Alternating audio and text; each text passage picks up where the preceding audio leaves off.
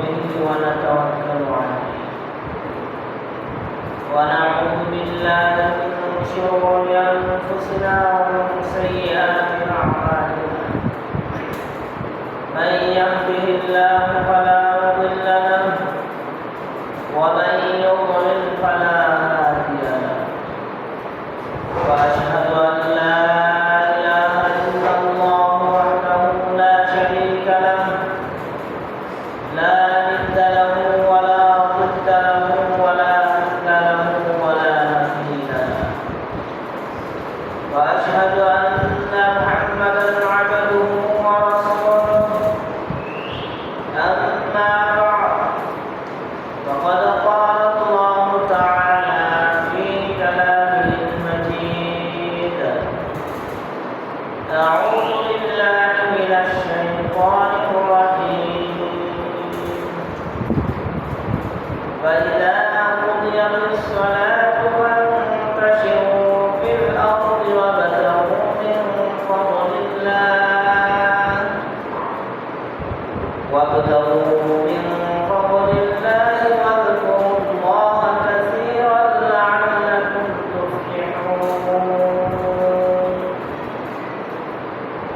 وقال رسول الله صلى الله عليه وسلم إن لكل أمة فتنة وفتنة أمتي الماء أو كما قال عليه الصلاة والسلام. معزز ومحترم حضرات مربيان العظام ودلال মুসল্লিয়ান الكرام পর্দায় অবস্থানরত আমার মা বোনেরা, আমরা আল্লাহ সুবহানাহু ওয়া তাআলার মহান দরবারে লাখো কোটি শুকরিয়া জ্ঞাপন করছি, যিনি আমাদেরকে প্রত্যেক সপ্তাহের নেই আজকেও সালাতুল জুমআহ আদায়ের লক্ষ্যে আলী জামে মসজিদে আসার তৌফিক এনায়েত করেছেন। সেজন্য সকলে অন্তঃকরণ প্রস্তাবদের বলি আলহামদুলিল্লাহ। অসংখ্য অগণিত দরুদ ও সালাম বর্ষিত হোক মানবতার মুক্তির দূত সর্বকালের সর্বশ্রেষ্ঠ মহামানব সৈয়দুল মুরসালিন খাতামুন নবিয়্যিন মুহাম্মদ আরবি সাল্লাল্লাহু আলাইহি ওয়াসাল্লাম। সকলে বলুন আল্লাহুম্মা সাল্লি আলাইহি আল্লাহুম্মা বারিক আলাইহি। প্রিয় উপস্থিতি, আজকে আমাদের সালাতুল জুমআর খুতবার বিষয় হচ্ছে কোরআন ও সুন্নাহর আলোকে ধনাঢ্যতা ও দারিদ্রতা। কোরআন ও সুন্নাহর আলোকে ধনাঢ্যতা ও দারিদ্রতা। উক্ত বিষয়ে গুরুত্বপূর্ণ তথ্যবহুল আলোচনা পেশ করার প্রয়াস ছাড়া বিশাল মত আছে। ওয়ামা তাওফীকি ইল্লা বিল্লাহ আলাইহি তাওয়াক্কালতু ওয়া ইলাইহি। প্রিয় উপস্থিতি, ধনাঢ্যতা ও দারিদ্রতা খুবই গুরুত্বপূর্ণ একটা বিষয়। বিশেষ করে বর্তমান সময়ের জন্য এই বিষয়টি নিয়ে আমাদের আলোচনা পর্যালোচনা একান্ত প্রয়োজন। কারণ মানুষ আজ দিক দিক প্রভাব কাটছে, সঠিক দিশা পাচ্ছে না। বিভিন্ন ক্ষেত্রে তারা নিজেদের মন করা মতো চলাচল করছে। তো সার্বিক দিক বিবেচনা করলে ধনাঢ্যতা ও দরিদ্রতা সম্পর্কে আমাদের তেমন ইলম নেই, জ্ঞান নেই, যার কারণে এর সঠিক সমাধানও আমরা বুঝতে পারি। তাই আসুন আজকে বিষয়টি নিয়ে আমরা একটু জানার চেষ্টা করি, বোঝার চেষ্টা করি কোরআন হাদিসে এ বিষয়ে কি বর্ণিত হয়েছে। প্রিয় উপস্থিতি, ধনাঢ্যতা বলতে যে ব্যক্তি ধন সম্পদে মালিক হয়, অর্থাৎ আর্থিকভাবে স্বাবলম্বী হওয়াকে ধনাঢ্যতা বলে। আর্থিকভাবে স্বাবলম্বী হওয়া, ধন সম্পদের মালিক হওয়া। তো ধন সম্পদের মালিক হলে, আর্থিকভাবে স্বাবলম্বী হলে, টাকা পয়সা ইনকাম যদি বেশি পরিমাণে করতে পারে, তো যারা বেশি পরিমাণে অর্থ সম্পদ উপার্জন করতে পারে আমরা সাধারণত তাদেরকে ধনী বলে থাকি। তো এটাকে মূলত ধনাঢ্যতা বলা হয়। আরেকটা হচ্ছে দারিদ্রতা। দারিদ্রতা বলতে যারা টাকা পয়সা ইনকাম করতে পারে না, যাদের অর্থ সম্পদ কম, যারা আর্থিকভাবে দুর্বল, তাদেরকে বলা হয় দরিদ্র। তো দরিদ্রতার যে অবস্থান, সেই অবস্থানটাকেই দারিদ্রতা বলা হয়। তো ধনাঢ্যতা এবং দারিদ্রতা দুটোই মূলত আল্লাহ সুবহানাহু ওয়া তাআলার পক্ষ থেকে বিশেষ এক পরীক্ষা স্বরূপ। কেউ যদি অর্থ সম্পদের মালিক হয়, সেটা আল্লাহ সুবহানাহু ওয়া তাআলার পক্ষ থেকে পরীক্ষা স্বরূপ। আবার কেউ যদি অর্থ সম্পদের মালিক না হতে পারে, দরিদ্র থেকে যায়, এটাও আল্লাহর পক্ষ থেকে পরীক্ষা স্বরূপ। তো বিষয়টি আমাদের কি বুঝতে হবে, শুধু ধন সম্পদের মালিক হলেই যে সম্মানিত হয়ে গেল, শুধু ধন সম্পদের মালিক হলেই যে ব্যক্তিগতভাবে সে অনেক কিছু অর্জন করে ফেলল, বিষয়টি কিন্তু তা নয়।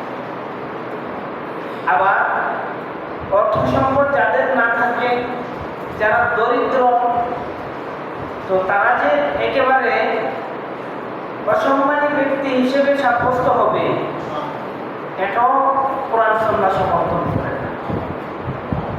এখন কোরআন সুন্নাহর বিবৃতি কি এ ব্যাপারে, এই বিষয়টি আমাদেরকে আজকে বুঝতে হবে। ধন সম্পদ আল্লাহ সুবহানাহু ওয়া তাআলার পক্ষ থেকে নিয়ামত। আল্লাহ সুবহানাহু ওয়া তাআলা আমাদেরকে নির্দেশ দিয়েছেন তার হুকুম মোতাবেক চলার জন্য। তো আল্লাহ সুবহানাহু ওয়া তাআলার হুকুম মোতাবেক চলে কেউ যদি অর্থ সম্পদ উপার্জন করতে পারে সঠিক পন্থায়, হালাল পন্থায়, এবং মানুষকে না ঠকিয়ে যদি কেউ অর্থ সম্পদের মালিক হতে পারে, এবং সে অর্থ সম্পদ যদি আল্লাহর বিধিবিধানের ক্ষেত্রে আল্লাহর দেওয়া সীমারেখার ভিতর সে ব্যয় করে, তাহলে সেই ধন সম্পদ তার জন্য উপকার হয়ে আনবে। সেই ধন সম্পদ তার জন্য পরকালীন অবস্থানও তার মর্যাদা সম্পন্ন হবে। তো আল্লাহ সুবহানাহু ওয়া তাআলা আমাদেরকে ধনাঢ্য এবং দারিদ্রতা দুটি দিয়ে পরীক্ষা করছেন। কেউ কেউ ধন সম্পদের মালিক হচ্ছে, আবার কেউ কেউ অর্থনৈতিকভাবে দুর্বল হয়ে আছে। তো যেহেতু আল্লাহ তাআলা আমাদেরকে পরীক্ষা করছেন বিভিন্নভাবে, সেই পরীক্ষাগুলো আমাদেরকে একটু চিন্তা করতে হবে, বুঝতে হবে। তো সম্মানিত উপস্থিতি, বলছিলাম কোরআন সুন্নাহর আলোকে ধনাঢ্যতা এবং দারিদ্রতা। তো ধন সম্পদ উপার্জন করাকে ইসলাম কখনো নিন্দনীয় ভাবেনি, এবং ধন সম্পদ উপার্জন করাকে নিষেধও করা হয়নি। তবে ইসলামী রীতি অনুযায়ী, ইসলামী সিস্টেম অনুযায়ী উপার্জন করতে হবে। কখনো কখনো ধন সম্পদ উপার্জন করাকে আমাদের জন্য আল্লাহ সুবহানাহু ওয়া তাআলার পক্ষ থেকে দিক নির্দেশনা দেওয়া হয়েছে। যেমন দেখেন সূরাতুল জুমআহ 10 নম্বর আয়াতে আল্লাহ সুবহানাহু ওয়া তাআলা বলেন ফাইযা কুদিয়াতিস সালাতু ফান্তাশিরু ফিল আরদ। আল্লাহ তাআলা বলছেন যখন তোমাদের সালাত শেষ হবে, সালাত যখন তোমরা সম্পন্ন করে ফেলবে, ফান্তাশিরু ফিল আরদ, তোমরা জমিনে ছড়িয়ে পড়ো, ওয়াবতাগু মিন ফাদলিল্লাহ, এবং তোমরা আল্লাহর যে দয়া, আল্লাহর অনুগ্রহ, আল্লাহর পক্ষ থেকে যে নিয়ামত, সেই নিয়ামতগুলো তোমরা তালাশ করো। এখানে মিন ফাদলিল্লাহ বলতে অর্থ সম্পর্কে বোঝানো হয়েছে। যত তাফসীর গ্রন্থগুলো দেখবেন সবগুলোতে একই কথা বর্ণিত হয়েছে। এখানে ফাদলুল্লাহ বলতে আল্লাহ দেয়া যে প্রদান করণ ihsan, সেটা হচ্ছে ধন সম্পদ, সম্মানিত উপস্থিতি। তো এই আয়াতে আল্লাহ সুবহানাহু ওয়া তাআলা আমাদেরকে নির্দেশনা দিয়েছেন আমরা যেন আল্লাহর গুরুত্বপূর্ণ বিধান সালাত আদায়ের পরে আমরা যেন জমিনে ছড়িয়ে ছিটিয়ে যাই, আমরা যেন উপার্জন করার জন্য, ধন সম্পদ কামাই করার জন্য ব্যস্ত হই।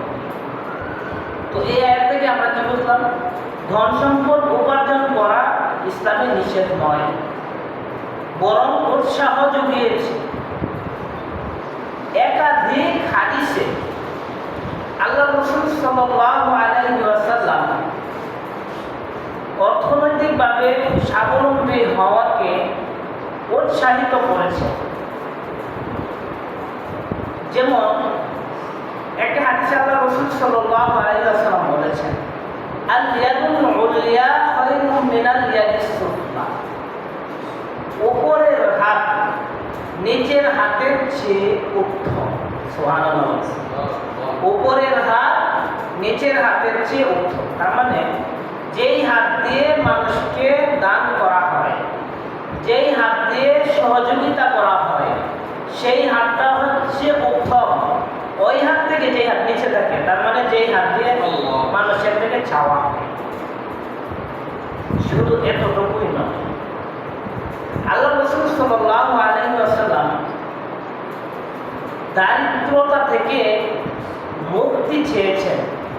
বিভিন্ন দোয়া বর্ণিত হয়েছে দারিদ্রতা থেকে মুক্তি।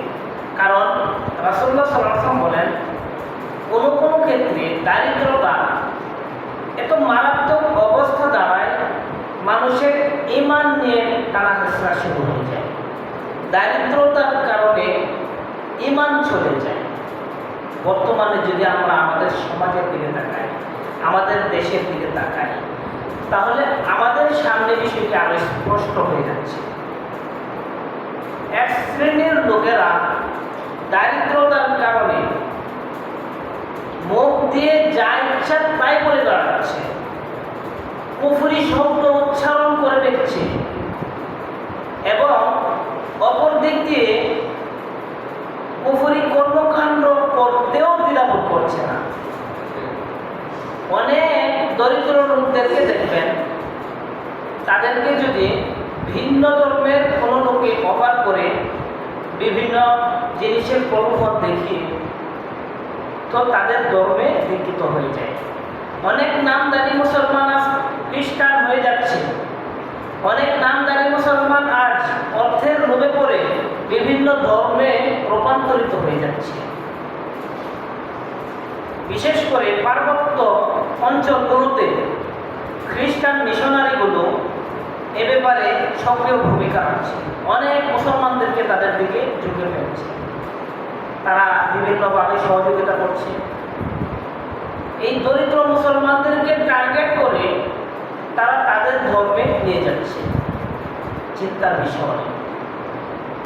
আমাদের ধরেন আমরা যে এখানে অবস্থান করছি, এখানেও দেখবেন যারা হত দরিদ্র, তাদের মুখ দিয়ে দেখবেন এমন কিছু বাক্য উচ্চারণ হয়ে যায় যেগুলোর কারণে সে মুসলমান থেকে খারিজ হয়ে যায়। যেমন ধরেন অনেক লোকের মুখে শোনা যায়, যদি কোনো বিপদে পড়ে, ধন সম্পদ না থাকে, বিপদে পড়ে গেল, এখন মানুষের কাছে টাকাও পাচ্ছে না, তো এই অবস্থা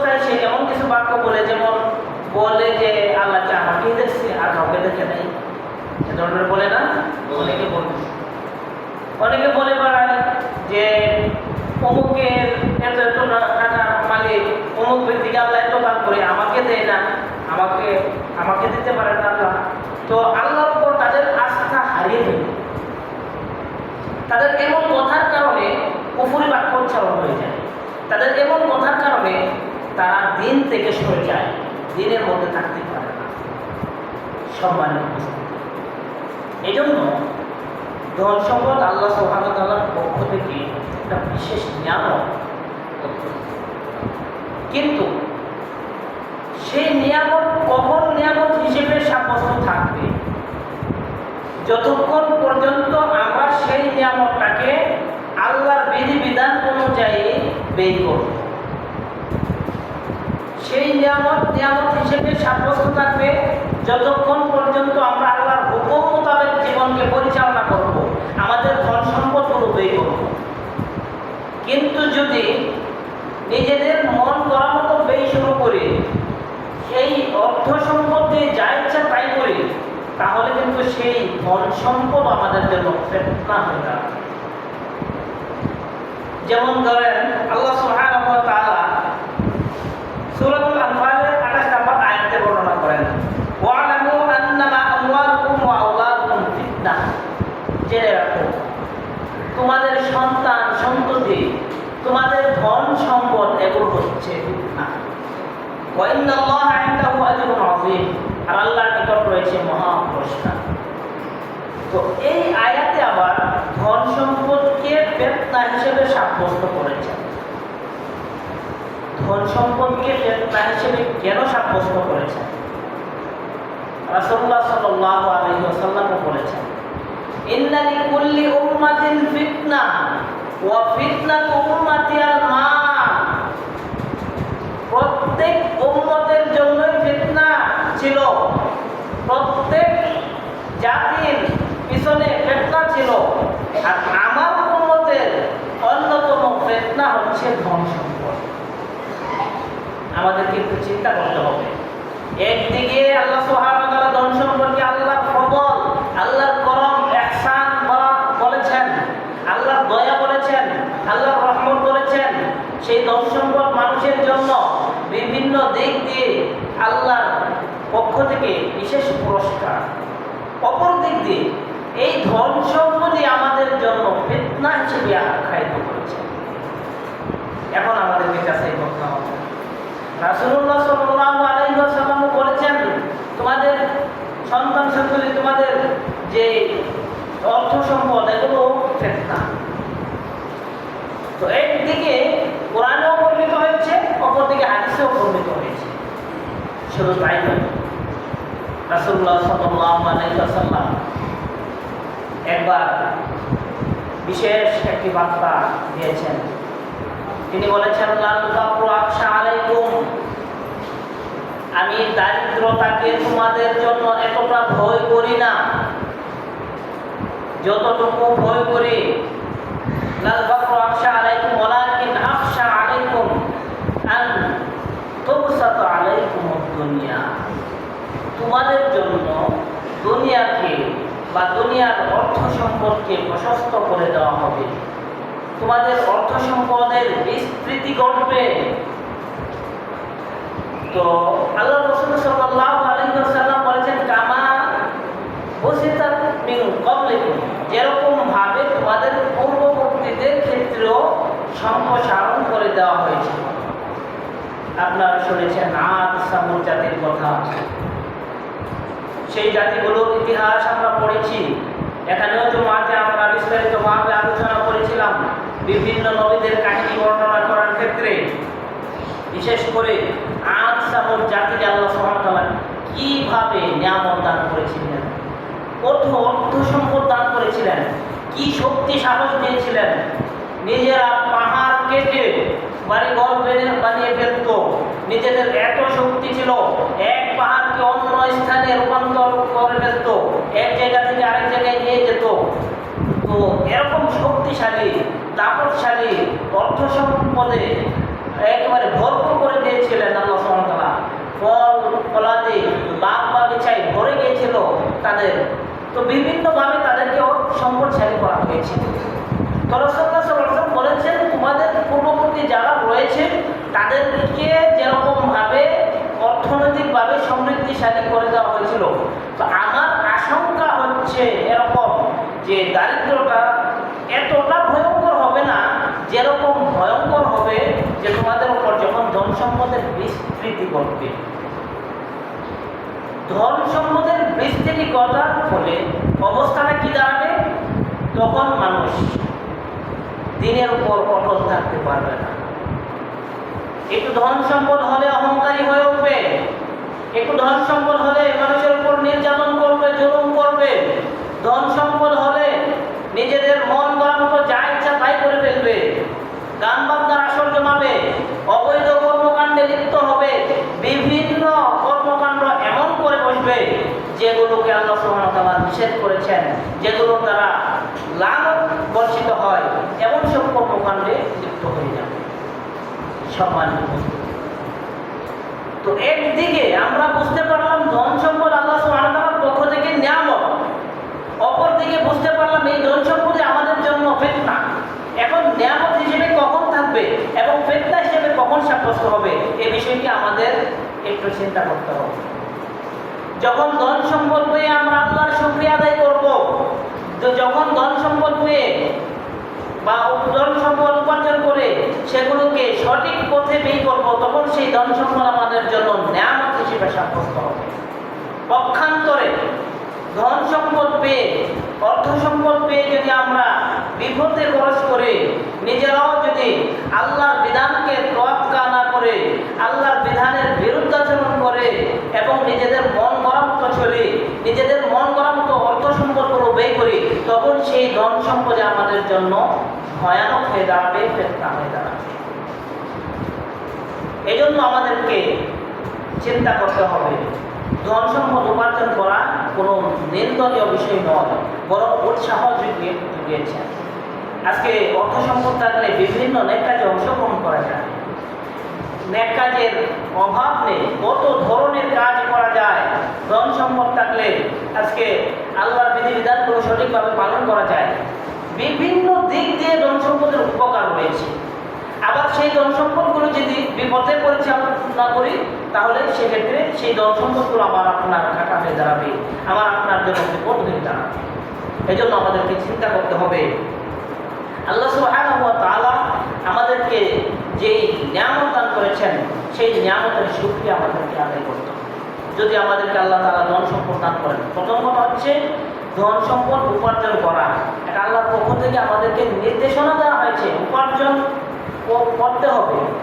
কারণ যদি আমি আপনি এমনিতেই বসে থাকি, এমনিতেই ধন সম্পদ আমার আপনার সামনে এসে উপস্থিত হবে না, আমাদেরকে উপার্জন করতে হবে।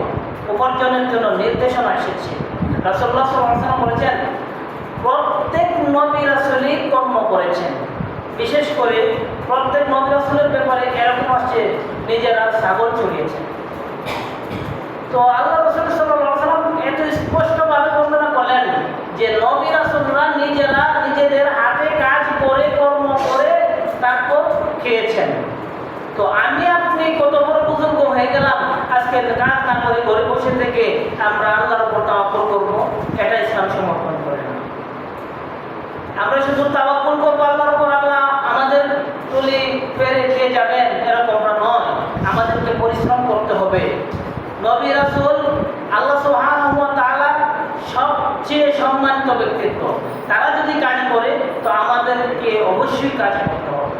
ধন সম্পদ উপার্জনের জন্য আমাদেরকে পরিশ্রম করতে হবে।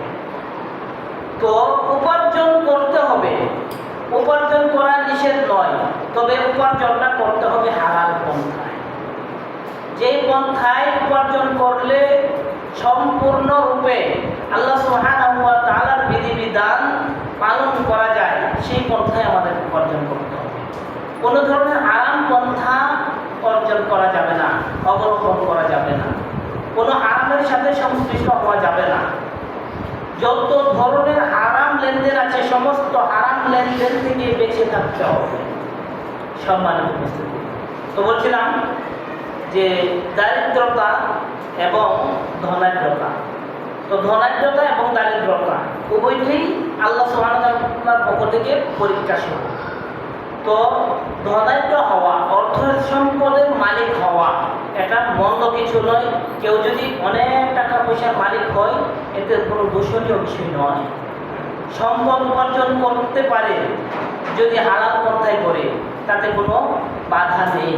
তবে সেই সম্পদ, যেই সম্পদ উপার্জন হলো, সেই সম্পদের ব্যাপারে আমাদের করণীয় কি? এখন ধরেন একজন ব্যক্তি অনেক ধন সম্পদ উপার্জন করলো, টাকা পয়সা অনেক রোজগার করলো, হালাল পন্থায় রোজগার করলো। হালাল পন্থায় উপার্জন করতে সম্পূর্ণ নিষেধ, কথা আমরা বলে দিয়েছি। এখন হালাল পন্থায় একজন ব্যক্তি উপার্জন করলো, টাকা পয়সার মালিক হলো, এখন তার করণীয় কি? যদি কেউ অর্থ সম্পদ উপার্জন করে থাকে, অনেক টাকা পয়সার মালিক হলো, এখন তার সর্বপ্রথম দায়িত্ব হচ্ছে সে আল্লাহর শুকরিয়া আদায় করবে। সর্বপ্রথম দায়িত্ব কি? আল্লাহর শুকরিয়া আদায় করবে। আল্লাহ সুবহানাহু ওয়া তাআলা বলেন, লাইন শাকারতুম লা যিদান্নাকুম, তোমরা যদি আমার নিয়ামত পেয়ে নিয়ামতের শুকরিয়া আদায় করো, আমি আল্লাহ সুবহানাহু ওয়া তাআলা তোমাদের নিয়ামতকে আরো বাড়িয়ে দেব। সুবহানাল্লাহ। একদিকে উপার্জনের কথা হাদিসে এসেছে উপার্জন করার জন্য, এবং আল্লাহ রাসূল সাল্লাল্লাহু আলাইহি ওয়াসাল্লাম থেকে একাধিক মাধ্যম এবং একাধিক পন্থা বর্ণিত হয়েছে বৈধভাবে কিভাবে অর্থ সম্পদের মালিক হওয়া যায়। আল্লাহ রাসূল সাল্লাল্লাহু আলাইহি ওয়াসাল্লাম থেকে একাধিক আমলের কথা এসেছে। রাসূলুল্লাহ সাল্লাল্লাহু আলাইহি ওয়াসাল্লাম কি কি আমল করেছেন অর্থ সম্পদ বৃদ্ধি পাওয়ার জন্য, সেই আমলগুলো আজকে আমরা জানি না। বিশেষ করে আল্লাহ রাসূল সাল্লাল্লাহু আলাইহি ওয়াসাল্লাম ইস্তিগফারের আমলের কথা বলেছেন, দরুদের আমলের কথা বলেছেন, কোরআন তেলাওয়াতের আমলের কথা বলেছেন। এ জাতীয় অনেকগুলো আমল রয়েছে। সেই আমলগুলো যে ব্যক্তি বেশি পরিমাণে করতে পারবে, তার ধন সম্পদ বৃদ্ধি পাবে। কিন্তু আজকে দেখেন তো আমাদের অবস্থা, আমরা কোথায় আছি? রাসূলুল্লাহ সাল্লাল্লাহু আলাইহি ওয়াসাল্লাম দৈনিক অন্ততপক্ষে 100 বার ইস্তিগফার করতেন। আমরা কতবার করি ইস্তিগফার? রাসূলুল্লাহ সাল্লাল্লাহু আলাইহি ওয়াসাল্লাম বলেছেন, তোমরা আমার উপর বেশি পরিমাণে দরুদ পাঠ করবে, কারণ মান সাল্লা আলাইয়া ওয়াহিদাতান সাল্লাল্লাহু আলাইহি আশরা, যে ব্যক্তি আমি নবীর উপর একবার দরুদ পাঠ করবে, আল্লাহ সুবহানাহু ওয়া তাআলা তার উপর অন্ততপক্ষে 10 বার রহমত নাযিল করবেন। সুবহানাল্লাহ। এরকম ভাবে বেশি পরিমাণে জিকির করার জন্য জিকিরের মাধ্যমে আল্লাহ তাআলা বিভিন্নভাবে নিয়ামত দিয়ে থাকেন। তো এ জাতীয় বিভিন্ন আমলের কথা এসেছে। সে আমলগুলো করে অর্থনৈতিকভাবে যেন স্বাবলম্বী হতে পারে মানুষ, সেই দিক নির্দেশনা রাসূলুল্লাহ সাল্লাল্লাহু আলাইহি ওয়াসাল্লাম আমাদেরকে দিয়েছেন। সেই দিক নির্দেশনা থেকে আজকে আমরা দূরে, আমলগুলো আমরা করি না, করি তো না নাই, আমরা জানি না, জানার চেষ্টাও করি না। সম্মানিত উপস্থিতি, অর্থ সম্পদের মালিক হওয়া দূষণীয় নয়। অর্থ সম্পদের মালিক হওয়াটা সৌভাগ্যশীলের লক্ষণ, যদি আল্লাহর বিধি বিধান অনুযায়ী উপার্জন করে এবং ব্যয় করে। সৌভাগ্যশীল ব্যক্তি তারা, কারণ বিভিন্ন নেক কাজে অংশগ্রহণ করতে পারবে। আজকে অর্থ সম্পদ থাকলে আপনি দিনের কাজগুলো করতে পারবেন, অর্থ সম্পদ থাকলে দাওয়ার কাজ করতে পারবেন, অর্থ সম্পদ থাকলে মসজিদ নির্মাণ করতে পারবেন, অর্থ সম্পদ থাকলে যত ধরনের নেক কাজ রয়েছে সেই নেক কাজে প্রতিযোগিতা করতে পারবেন। এই জন্য রাসূলুল্লাহ সাল্লাল্লাহু আলাইহি ওয়াসাল্লাম আরেকটা কথা বলেছেন যে দুটি বিষয়ে ঈর্ষা করা যায়। দুটি বিষয়, এমনিতে ঈর্ষা, আরেকজনের জিনিস দেখে ঈর্ষা করা, যে উপকার এই জিনিসটা হলো আমার হলো না, এটা করা যায় না। কিন্তু দুটি বিষয়ে রাসূলুল্লাহ সাল্লাল্লাহু আলাইহি ওয়াসাল্লাম বলেছেন যে ঈর্ষা করা যায়। তোর মধ্যে একটা হচ্ছে একজন ব্যক্তি ইলমের অধিকারী হলো, কোরআন সুন্নাহর জ্ঞান অর্জন করলো, তো আপনিও ঈর্ষা করলেন, আল্লাহ তাকে যেভাবে আপনি ইলম দান করেছেন সেইভাবে যদি আমাকেও ইলম দান করতেন, আমিও যদি কোরআন সুন্নাহর জ্ঞান অর্জন করতে পারতাম। আরেকজন ব্যক্তি, যে ব্যক্তি অর্থ সম্পদের মালিক হলো এবং সে আল্লাহর রাস্তায় ব্যয় করে, আল্লাহর রাস্তায় কি করে? ব্যয় করে। তো আপনিও এরকমভাবে ঈর্ষা করলেন, ইয়া আল্লাহ আপনি তাকে অর্থ সম্পদ দান করেছেন, আমাকেও যদি আপনি দান করতেন, আমিও তার মতো এরকমভাবে আপনার রাস্তায় ব্যয় করতাম, দিনই কাজে অংশগ্রহণ করতে পারতাম, ভালো কাজ করতে পারতাম। সেই ঈর্ষা এটা বৈধ। এজন্য অর্থ সম্পদের মালিক হওয়ার জন্য যারা আজকে আমরা দারিদ্রতায় রয়েছি, অর্থ সম্পদের দিক দিয়ে দুর্বল অবস্থানে আছি, তারা আল্লাহর কাছে বেশি বেশি দোয়া করব, আল্লাহ যেন আমাদেরকে অর্থ সম্পদ দান করে, এজন্য আমরা যেন নেক কাজে অংশগ্রহণ করতে পারি। আল্লাহ যেন আমাদেরকে অর্থ সম্পদ দান করে আমরা যেন দিনের যে কাজগুলো রয়েছে সেই কাজগুলো করতে পারি। আরেকটা বিষয় হচ্ছে দারিদ্রতা। দারিদ্রতা কখনো কখনো বিপদের কারণ হয়ে দাঁড়ায়, যা শুরুতে আমরা বলেছি। দরিদ্রতার কারণে অর্থ সম্পদ না থাকলে অনেক ক্ষেত্রে ঈমান চলে যায়। অর্থ সম্পদ না থাকলে অনেক ক্ষেত্রে কি ঈমান চলে যায়। এজন্য আল্লাহর কাছে চাইতে হবে। রাসূলুল্লাহ সাল্লাল্লাহু আলাইহি ওয়াসাল্লাম চেয়েছেন, রাসূলুল্লাহ সাল্লাল্লাহু আলাইহি ওয়াসাল্লাম বলেছেন, ইয়া আল্লাহ, আমাকে দারিদ্রতার কারণে আমি যেন কুফরি কর্মকাণ্ড না করে বসি, সেই দারিদ্রতা আমাকে দিও না। তো আমরাও এরকমভাবে আল্লাহর কাছে দোয়া করবো, এমন দারিদ্রতা যেন না আসে যেই দারিদ্রতার কারণে আমাদের মুখ থেকে এমন বাক্য উচ্চারণ হয়ে যায় যে বাক্য কুফরি বাক্য হয়ে যায়। এজন্য দারিদ্রতা, এমনিতে যদি কেউ দরিদ্র হয় তাকে মন্দ বলা যাবে না, কারণ দারিদ্রতাও আল্লাহ তাআলার পক্ষ থেকে পরীক্ষা। এখন আপনি আল্লাহর কাছে দোয়া করলেন, চাইলেন, তারপরও আল্লাহ আপনাকে ধন সম্পদ দান করলো না, তাতে হতাশার কিছু নেই। অনেকে হতাশ হয়ে যায় যে আল্লাহ আমাকে দেয় না, আল্লাহ আমাকে দেবে না, হতাশ হয়ে যায়। তো দারিদ্রতায় কেন পড়ে সেই কারণগুলোরও বিস্তারিত বিবরণ আছে, সেগুলো আজকে বলছি না। তবে দারিদ্র হলে হতাশ হওয়া যাবে না, বরং ধৈর্য ধারণ করতে হবে। কি করতে হবে? ধৈর্য ধারণ করতে হবে, আল্লাহর কাছে চাইতে হবে যে হে আল্লাহ, আপনি যদি খুশি থাকেন আমাকে দরিদ্র রাখতে, তাহলে আপনার যে ফায়সালা সেই ফায়সালার উপরই আমি সন্তুষ্ট থাকবো। এরকমভাবে যদি কেউ আল্লাহর ফায়সালার উপর সন্তুষ্ট থাকে, দরিদ্র থেকেও সে সহজেই জান্নাত কাটিয়ে নেবে। দরিদ্র থেকেও সে বিভিন্ন অপরাধ থেকে মুক্ত থাকবে। এজন্য যদি অর্থ সম্পদের মালিক আমাদের কেউ না হতে পারি, তাহলে ভয়ের কিছু নেই, বরং অনেক ক্ষেত্রে দরিদ্র থাকাটাও উত্তম। এক্ষেত্রেও একাধিক হাদিস এসেছে। রাসূলুল্লাহ সাল্লাল্লাহু আলাইহি ওয়াসাল্লাম, যেমন আমরা শুরুতে একটা হাদিস শুনলাম যে পূর্ববর্তী উম্মতদেরকে ধ্বংস করা হয়েছে তাদের অর্থ সম্পদের মাধ্যমে। তো এই উম্মতের বড় ধরনের ফিতনা হয়ে দাঁড়াবে অর্থ সম্পদ। তো যার বেশি পরিমাণে অর্থ সম্পদ, সে বেশি ফিতনাতে নিপতিত হবে। তো সেই ফিতনা থেকে বাঁচার জন্য আমরা এরকমভাবে আল্লাহর কাছে দোয়া করতে পারি, ইয়া আল্লাহ, আমরা যেন ফিতনাতে নিপতিত না হয়, আমাদেরকে ঈমানের উপর অটল রাখতে হবে। তো সেই অবস্থান আমরা ধরে রাখার চেষ্টা করব। সম্মানিত উপস্থিতি, তো আমরা দারিদ্রতা এবং ধনাঢ্যতা, তো কোরআন সুন্নাহর আলোকে এই দুটার অবস্থান কি সে বিষয়ে কিঞ্চিত সামান্য আমরা একটু বোঝার চেষ্টা করলাম। তো মৌলিকভাবে আমরা বুঝতে পারলাম যে ধনাঢ্যতা এবং দারিদ্রতা উভয়টি আল্লাহর পক্ষ থেকে পরীক্ষা। কেউ অর্থ সম্পদের মালিক হলে সে যেন অহংকারী না হয়ে বসে, বরং আল্লাহ সুবহানাহু ওয়া তাআলার বিধিবিধান অনুযায়ী যেন অর্থ সম্পদগুলো ব্যয় করে সেদিকে লক্ষ্য রাখতে হবে। আবার কেউ যদি দরিদ্র থেকে যায়, কারো যদি অর্থ সম্পদ না হয়, তো সেও আল্লাহর উপর আস্থা রাখবে, সেও কোনো ধরনের কুফরি মন্তব্য করবে না, আল্লাহর উপর অনাস্থা হবে না, এবং কোনো ধরনের অন্যায়ের সাথে যেন জড়িত না হয়, বরং পূর্ণ বিশ্বাস রেখে আল্লাহর কাছে দোয়া করতে থাকবে এবং আল্লাহর উপর বিশ্বাস রেখে যেন আমল সঠিকভাবে করতে পারে সেই চেষ্টাই অব্যাহত থাকতে হবে। আল্লাহ সুবহানাহু ওয়া তাআলা আমাদের সকলকে এই বিষয়টি বোঝার, উপলব্ধি করার এবং সে অনুযায়ী আমল করার তৌফিক দান করুন। সকলে বলেন আল্লাহ।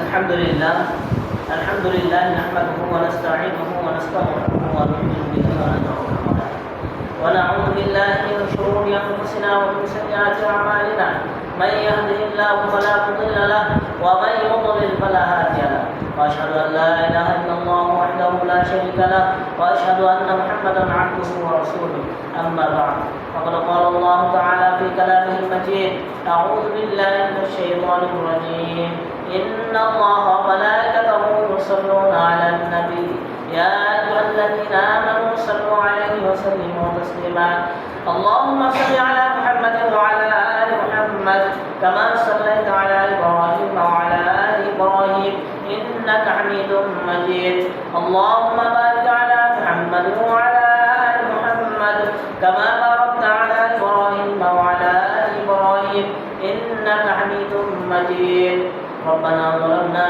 انفسنا وان لم تغفر لنا وترحمنا لنكونن من الخاسرين. ربنا آتنا في الدنيا حسنة وفي الآخرة حسنة وقنا عذاب النار.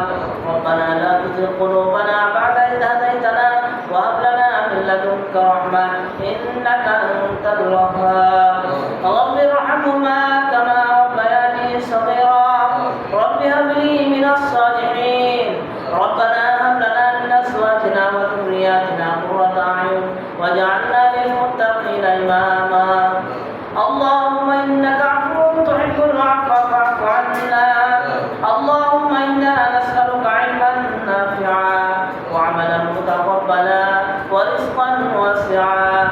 اللهم حبب إلينا الإيمان وزينه في قلوبنا وكره إلينا الكفر والفسوق والعصيان. اللهم إنا نسألك من خير ما سألك نبيك محمد صلى الله عليه وسلم ونعوذ بك من شر ما استعاذ منه نبيك محمد صلى الله عليه وسلم. اللهم أعز الإسلام والمسلمين. اللهم انصر المسلمين والمجاهدين. اللهم انصر من نصر دين محمد صلى الله عليه وسلم واجعلنا منهم. اللهم اخذل من خذل دين محمد صلى الله عليه وسلم ولا تجعلنا منهم. عباد الله رحمكم الله إن الله يأمر بالعدل والإحسان وإيتاء ذي القربى وينهى عن الفحشاء والمنكر يعظكم لعلكم تذكرون. اذكروني أذكركم واشكروا لي ولا